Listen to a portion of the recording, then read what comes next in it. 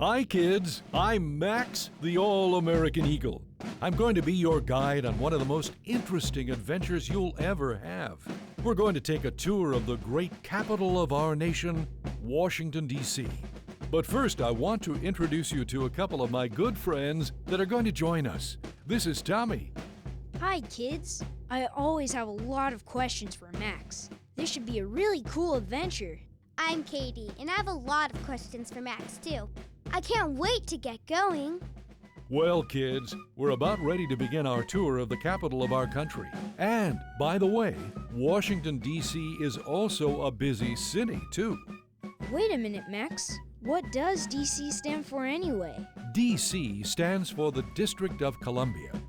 George Washington himself selected the site for our capital, and the land was given to the government by the states of Maryland and Virginia.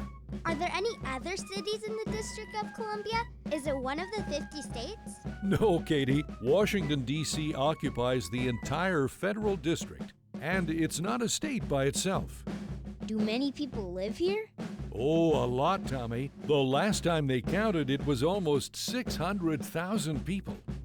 It must be a pretty important place then. I don't believe that pretty important does it justice, Katie, because it's not just the capital of our nation. It's also very important to the entire world. How come, Max?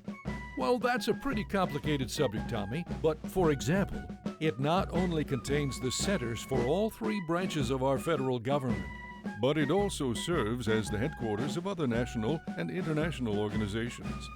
But what's more important is that it stands as the symbol of liberty, freedom, and the rights of all people throughout the world.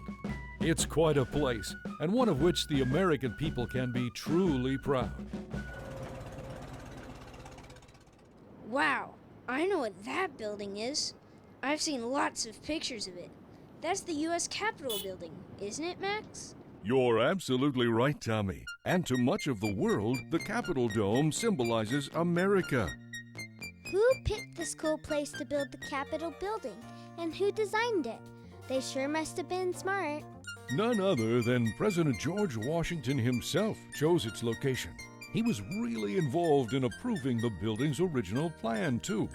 Did you know that George Washington even laid the cornerstone for the Capitol building himself on September 18, 1793?